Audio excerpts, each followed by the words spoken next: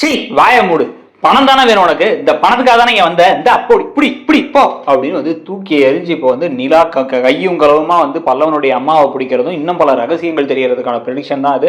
நம்ம எதிர்பார்க்காத சில திருப்பங்கள்லாம் நடக்க போது. அதுக்கு முன்னாடி வந்து பாத்தீங்க அப்படின்னா இப்போ வந்து இவங்க கோமல் அவங்க பணத்துக்கு எப்படியாச்சும் ஏற்பாடு பண்ணணும்னு முடிவு பண்றாங்க. அதனால என்ன பண்றாங்க அப்படின்னா வந்து ஒவ்வொரு இடமா போய் தேடி தேடி பார்க்குறாங்க, எங்கேயாச்சும் பணம் கிடைக்குமா, இந்த வீட்டுல இருந்து கொஞ்சம் பணத்தை ஏற்பாடு பண்ணிட்டு போயிடணும், கடன் அடைக்கணும், அப்பதான் நம்ம நிம்மதியா இருக்க முடியும் அப்படின்னு முடிவு பண்றாங்க.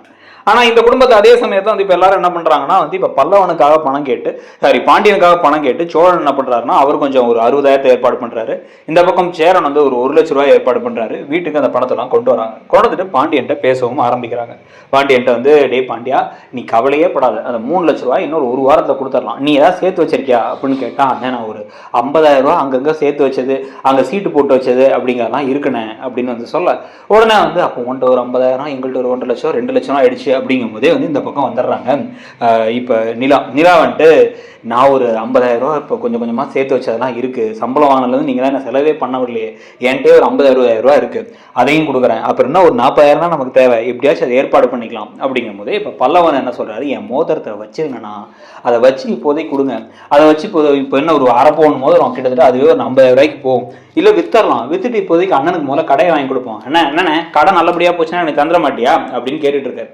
எல்லாரும் குடும்பமா சந்தோஷமா இருக்கும்போது இன்னொரு பக்கம் ஒரு கண்ணு இதெல்லாம் பார்த்துக்கிட்டே இருக்கு. ஓஹோ, பணம் கையில வச்சிருக்கானுங்க, இதுதான் நமக்கு தேவை அப்படின்னு வந்து அந்த கோமல் பார்த்துக்கிட்டு இருக்காங்க. ஏதோ ஒரு பிளானோட தான் அந்த கோமல் வந்திருக்காங்கன்னு நடேசனும் யோசிச்சுட்டு இருக்காரு.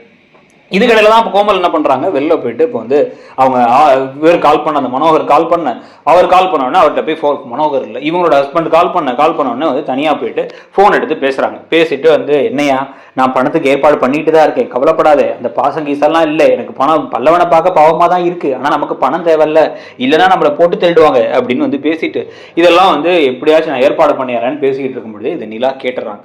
ஆனா நிலாவுக்கு புரியல, பணம் ஏற்பாடு பண்றாங்கன்னா என்ன ஏற்பாடு பண்ணிட்டாங்க, ஒருவேளை இவங்க எதுவும் ஒர்க் பண்றாங்களே அங்க எதுவும் பண்ணிட்டாங்களா, இதுல வேற வந்து இந்த வீட்டுக்கு வந்ததுல நம்ம தான் வீட்டு வேலை செய்யறோங்கிறத சலிப்பா வேற சொல்றாங்களே, ஏதோ ஒரு பெரிய பிரச்சனை காத்துக்கிட்டு இருக்கு அப்படிங்கறது மட்டும் இப்ப நிலா புரிஞ்சுக்கிறாங்க.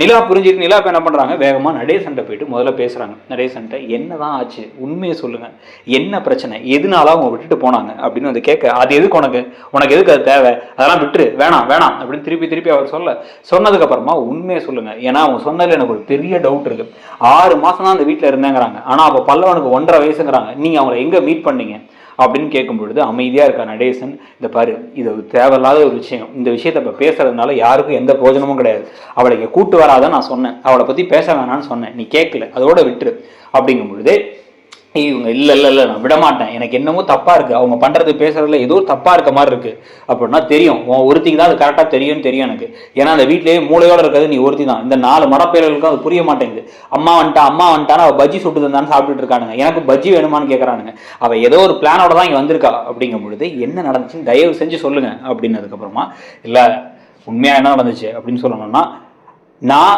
பல்லவனோட அப்பா கிடையாது போதுமா அப்படின்னு கேட்க அதிர்ச்சியாகி அப்படியே திரும்பி பார்க்குறாங்க. இவங்க என்ன சொல்றீங்க, என்ன பேசுறீங்க, என்ன இப்படி போய் பேசுறீங்க அப்படின்னா வந்து, ஐயோ அதான் உண்மை, நான் பல்லவனோட அப்பா கிடையாது, அவ வந்து எனக்கு என் ஒய்ஃப் இறந்ததுக்கு அப்புறமா வந்து அது என்ன ஏதுங்கிற கதைக்குள்ள நான் இப்போ போகல, ஆனா வந்து இறந்ததுக்கு அப்புறமா என் பிள்ளைங்களை யார் பார்த்துக்க போறா என்ன ஏது நான் யோசிச்சுட்டு இருக்கேன், நான் லாரி டிரைவர், 3 பிள்ளைங்களை விட்டுட்டு தனியா எங்க போய் சுத்திட்டு இருப்பேன்னு பார்த்தா குஜராத்ல ஒரு நாள் வந்து கையில குழந்தையோட நின்றுட்டு இருந்தான்.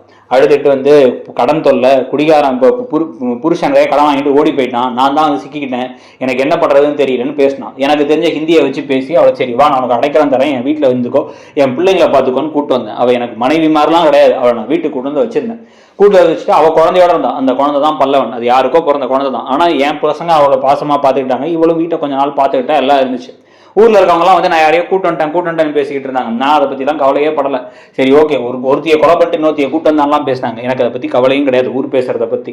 ஆனா ஒரு நாள் திடீர்னு வீட்டுக்கு வந்து பாக்குறேன், வீட்டுக்கு வந்து பார்த்தா அவ புருஷன் திருப்பி வந்துட்டு வந்து வீட்டுல இருந்து என் பொண்டாட்டியோடைய அதாவது இந்த சேரன் சோழன் பாண்டியனுடைய அம்மாவோட தாலி, அந்த தாலியை எடுத்துக்கிட்டு ஓடி போயிருக்கா.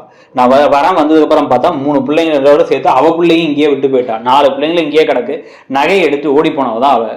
அதுக்கப்புறமா நான் அவளை திருப்பி கண்டுபிடிச்சி பெருசாக சண்டை போட்டு அவ்வளோ அவனை கொன்றுவேன்னு சொல்லி எல்லாம் பேசி அந்த நகையை வந்து அவன்கிட்ட கொடுத்து அனுப்பிட்டு இவ கிளம்பி போரான் இருக்கும் போதே நான் கையும் களவுமா பிடிச்சிட்டேன். பிடிச்சதுக்கப்புறம் தான் ஒரு பெரிய பிரச்சனையே நடந்துச்சு. அதான் அவளோட உண்மையான முகம். அவளுக்கு அவள் புருஷன் முக்கியம், அவன் எப்படி இருந்தாலும் சரி அப்படின்ட்டு தான் அந்த பிள்ளையே விட்டு போனான். இதுக்கப்புறம் இந்த கூட்டம் தான் அந்த உண்மை தெரிஞ்சு கடைசியில் பல்லவனுக்கு அப்பா நான் இல்லைன்னு தெரிஞ்சிருமோ தான் நான் பயந்துகிட்டு இருந்தேன். அப்படிங்கும் போது தான் இப்போ நிலாவுக்கு ஒரு பெரிய ஷாக் ஆகுது. என்ன பண்ணுறது ஏது பண்ணுறதுன்னு ஒன்றுமே புரியாமல் அவங்க ஐயோன்னு சொல்லிட்டு இதை யார்ட்டையும் சொல்லலாமா வேணாமா, சோழன்னா ரொம்ப சந்தோஷப்படுறாரு, அவர்கிட்ட சொல்கிறதா இல்லை யார்கிட்ட சொல்கிறதுன்னு சொல்லி திருப்பி உள்ளார போக. ஆனால் பல்லவன் முகத்தை பார்த்தா பல்லவன் அண்ணி ரொம்ப தேங்க்ஸ் அண்ணி எங்கள் அம்மாவை கூட்டினதுக்கு அப்படின்னு வேற சொல்லிட்டு இருக்காங்க. இதுக்கடையில தான் எல்லாத்தையும் மாற்றி அமைக்கிற மாதிரி விஷயம் நடக்க போகுது. எல்லாரும் தூங்கியாச்சு. தூங்கினதுக்கு அப்புறமா இவங்க ரூம்ல தான் வந்து நிலாவோட ரூம்ல தான் அந்த லேடியும் தூங்குறாங்க. ஸோ கோமல் அங்கே தூங்கிட்டு இருக்கவங்க அப்படியே மெதுவாக நைட் எந்திரிக்கிறாங்க. எந்திரிச்சு முதல்ல எந்திரிச்சு போயிட்டு இந்த பீரோவில் போயிட்டு இவங்களோட ஹேண்ட்பேக்கை எடுத்து அந்த ஹேண்ட்பேக்லேருந்து கொஞ்சம் பணத்தை எடுத்து வந்து அவங்களுடைய ஒரு பர்ஸ்குள்ளே வச்சுக்கிறாங்க. இதை அப்படியே வந்து நிலா தூங்கிட்டு இருக்கும் பொழுதே லைட்டாக நோட் பண்ணுறாங்க. நோட் பண்ணி சரி என்ன பண்ணுறாங்கன்னு பார்ப்போம் அப்படின்னு இருக்க மெதுவாக பூனை மாதிரி நடந்து கதவை திறந்து அந்த 4 பசங்க தூங்கிட்டு இருக்க இடத்த தாண்டி அந்த இன்னொரு ரூம்குள்ளார போகிறாங்க.